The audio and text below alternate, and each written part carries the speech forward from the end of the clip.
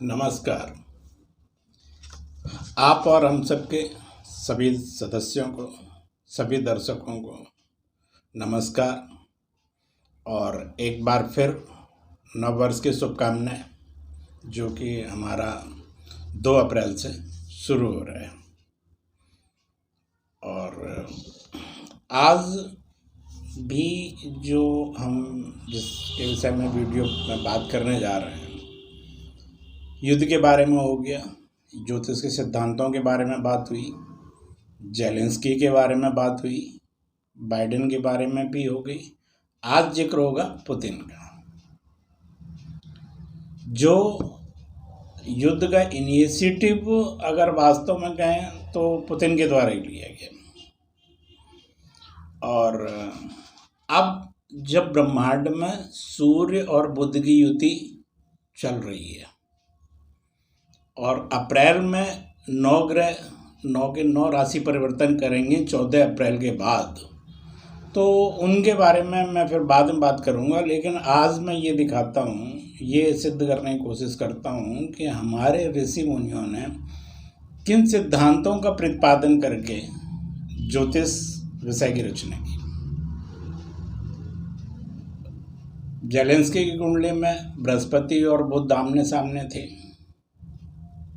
और आज ब्रह्मांड में सूर्य और बुध की युति हो रही है और सूर्य बुध की युति मीन राशि में हो रही है, यानी बृहस्पति के स्वयं के घर में, और उनकी कुंडली में बृहस्पति लग्न में है।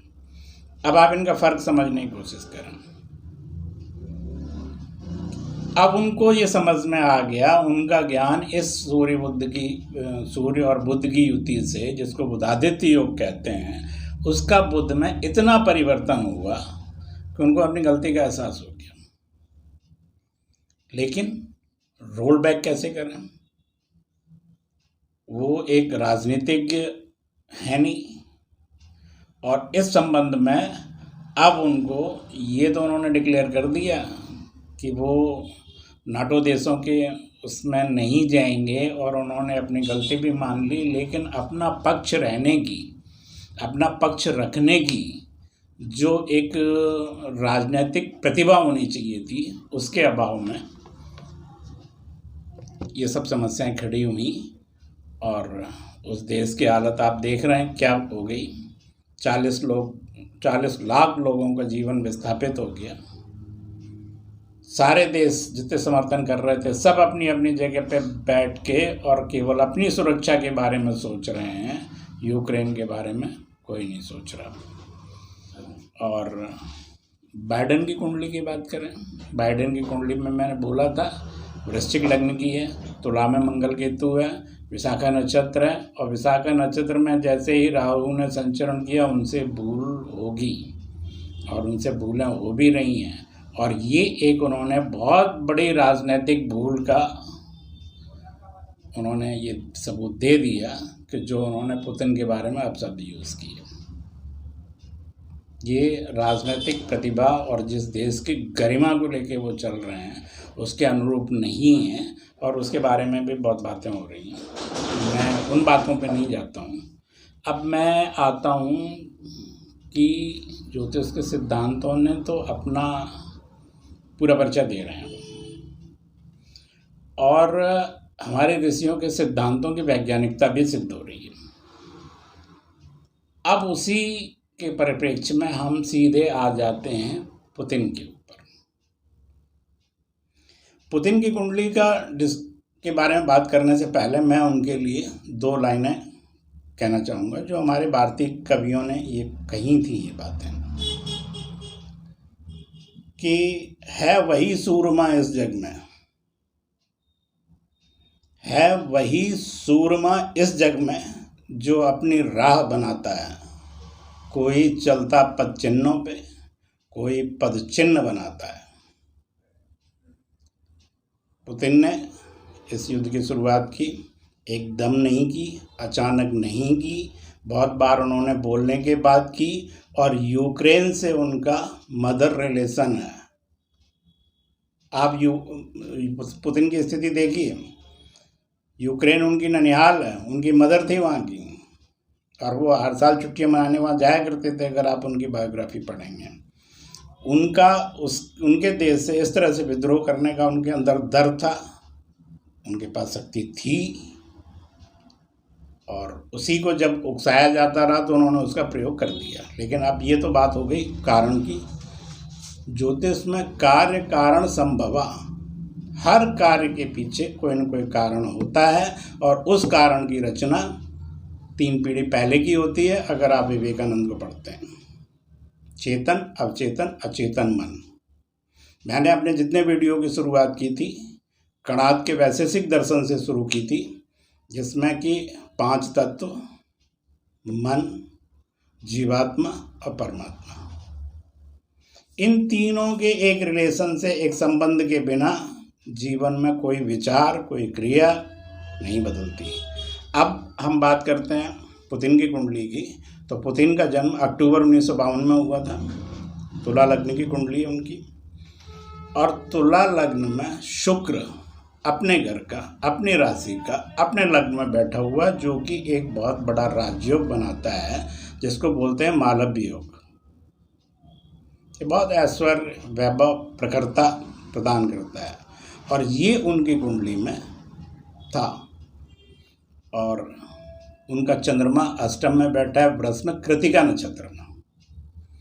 आप हमारे ग्रहण के वीडियो का अध्ययन करें, जिसमें मैंने ये बात बोली थी कि जब लोग ये कह रहे थे कि ये ग्रहण तो भारत में दिखाई नहीं दे रहा, वहाँ नहीं दिखाई दे रहा, यहाँ नहीं दिखाई दे रहा, इनका प्रभाव नहीं होता, और मैं इस सिद्धांत को नहीं मान रहा था, और मैं कहता था कि ग्रह दिखाई दे या न दिखाई दे, यथा पिंडे तथा ब्रह्मांडे, ब्रह्मांड में परिवर्तन होगा तो पिंड में होगा। और उनका कृतिका नक्षत्र है, और कृतिका नक्षत्र और अनुराधा पे पिछला सूर्य और चंद्र ग्रहण था। 5 अक्टूबर से ये लगा था, और 5 अक्टूबर से वो लोगों को वार्न करते आ रहे थे। उनकी आक्रामकता बढ़ती जा रही थी, और उसका परिणाम आप लोगों के सामने है। अब ये देखा जाए कि अब जो खगोलीय घटना अप्रैल में होगी, अब उनका मालव्य योग है, तुला में शुक्र, और वृष में उनका चंद्रमा से राहु संचरण कर चुका, कृतिका से कर रहा है इस टाइम, और 14 अप्रैल को ये आ जाएगा मेष में, और मेष में उनकी कुंडली में बैठे हुए हैं बृहस्पति। अब बृहस्पति और केतु की युति होगी, और शुक्र और राहु की युति होगी। जो मालव्य योग उनका बना हुआ है वहाँ पे युतियाँ होंगी, और उसके बाद राहु जैसे ही तुला में प्रवेश करेगा, समस्या शुरू हो जाएगी।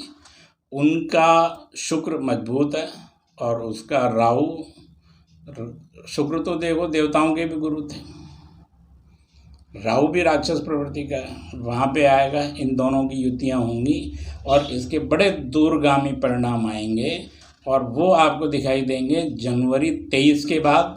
और ये युतियाँ जब होंगी तो एशिया और यूरोप में जो अभी असंतुलन बन गया है, ये संतुलित होने के अब प्रयास होंगे, और धीरे धीरे जैसे युद्ध बंद होते हैं, और अगर ये युद्ध बंद होते हैं और इन 2 ग्रहों की युतियाँ होती हैं, तो आप ये भी समझ लें कि जब किसी घर में 2 ग्रहों की युतियाँ होती हैं, परिणाम वहाँ नहीं दिखाई देते हैं, परिणाम सापेक्ष दिखाई देते हैं। जिस घर का स्वामी जहाँ पे बैठा होता है, परिणाम वहाँ पे दिखाई देते हैं। और ये सब देश लड़ रहे हैं, और जो देश इनमें नहीं लड़ रहे हैं, संतुलन वो बनाएंगे, फायदा उनको होगा। अपनी परंपरा पे चीन आज भी कायम है। मैंने हर वीडियोस में ये बात कही थी कि उसकी भारत में रेशम बेल्ट थी, वो युद्ध कभी नहीं करता था, वो युद्ध से व्यापार करता था, अपने आप को शक्तिशाली बनाता था। वो फिर व्यापार करेगा, तो इस व्यापार में फ़ायदा उसी को होने वाला है। और ये हमारे भारत के ऋषि मुनियों की वैज्ञानिकता थी, और आज जिन हथियारों का प्रयोग हो रहा है, ये आज से 5000 साल पहले हमारे ऋषि मुनियों ने इनको प्रयोग किया था और हमारी वैज्ञानिक धरोहर इतनी स्ट्रांग थी कि अभी वहाँ पे विश्व का विज्ञान नहीं पहुँचा है। हमारे ऋषि मुनियों में वैज्ञानिकता थी कि वो मंत्रों के द्वारा पदार्थ को ऊर्जा में E=mc² और mc²E ये करना वो जानते थे। यही होता है तंत्र। और जब तंत्र के सिद्धांतों पे मैं आऊँगा तो मैं बताऊँगा, मैं अपने वीडियो में मेरे पास कलेक्शन है, उनको जब मैं सिंप्लीफाई करूँगा तो मैं आपको बताऊँगा कि अजमेर दरगाह शरीफ की शुरुआत कैसे हुई थी। वो तंत्र से ही हुई थी और उन्होंने तारागढ़ के तंत्र को हराया था, लेकिन नेपाल के तांत्रिक को वो नहीं हरा पाए थे। तो इसी पदार्थ को एनर्जी में, एनर्जी को पदार्थ में बदलने की प्रक्रिया हमारे ऋषि मुनि जानते थे।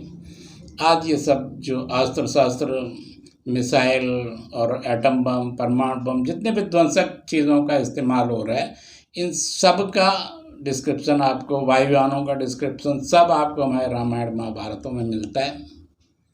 और ये उन्हीं की वैज्ञानिकता थी और यही आज हम लोगों को दिखाई दे रहा है। और जो उनके ग्रहों की युतियों के संबंध के बारे में जो उनके सिद्धांत थे, जो ब्रह्मांड में होते थे, वही अब पिंड में हो रहे हैं, वही अभी देश में दिखाई दे रहे हैं। जो हमारे राष्ट्राध्यक्ष हैं उनमें आप सबको देखो तो बाइडन हुए, हमारे यहाँ के राजा हुए, पुतिन हुए, ये सब वृश्चिक तुला जो कि पीछे ग्रहण के प्रभाव में गए हैं, सबके मुख्य ग्रह उसी से भ्रमित हुए हैं और उसी का परिणाम युद्ध है। और इससे मैं शुरुआत से ये बात कह रहा था कि ग्रह योग, ब्रह्मांड की युतियाँ योग देती हैं। परिणाम हम लोगों को अपने पुरुषार्थ से, अपनी कुशलता से, अपने फेवर में, अपने लाभ के लिए बदलना पड़ता है। भाग्य आटा देता है, रोटी नहीं देता। रोटी हमें बनानी पड़ती है। ईश्वर हाथ में रेखाएं देता है, रंग हमें भरने पड़ते हैं। इन्हीं सब डिस्क्रिप्शनों का, इन्हीं सिद्धांतों का, इन्हीं विचारों का, इन्हीं क्रियाओं का जीवन में बदलने का अर्थ है ज्योतिष। और मेरी संस्था आप और हम सब इन्हीं सिद्धांतों को अपने देश में लोगों को बताने का प्रयास कर रही है, उसको स्थापित करना चाहती है। इसी के लिए जो मेरी किताब है मंत्रोटिका, उसमें जितनी बातें मैंने जो अभी बोली हैं और जो मेरे पीछे वीडियोस में आ रही हैं, सब उसी किताब के सिद्धांतों पे ही। उसका मैंने इतना सरलीकरण किया है कि अभी मैं एक छोटा कोर्स और बना रहा हूँ जिसमें कि आपको उतनी डिटेल में नहीं जाना पड़ेगा, लेकिन आपका अच्छा बुरा समय कब है आप खुद अपने देख के डिसीजन कर सकते हैं। विचारों के लिए आप दूसरों पर डिपेंड मत करिए, सेल्फ खुद स्टडी कर दिया, अपने ऊपर भरोसा करिए, अपने आप परखिए। जब आप अपने आप भरोसा करेंगे, अपने आप को परखेंगे, तभी आपको सही मार्गदर्शन मिल पाएगा। और भारत की जो ये धरोहर है, जो हमारे ऋषि मुनियों की वैज्ञानिकता है, वो प्रयोग में बदल पाएगी। और मेरी संस्था इसी के लिए काम करती है और समय समय पे हम इन चीज़ों को बताते जा रहे हैं। और अब नए वर्ष की शुभकामनाएं। नया वर्ष हमारा 2 अप्रैल से शुरू हो रहा है और उसके बाद फिर हम आगे बढ़ेंगे। अब ये युद्ध वगैरह के बारे में मेरे समझ में जितना मुझे बताना चाहिए था, कोई विशेष बात होगी तो हम बात करेंगे, नहीं तो मैं अपने जिन चीज़ के लिए मैंने वीडियो शुरू किए थे उन सब्जेक्टों से युद्ध के वजह से भटक गया।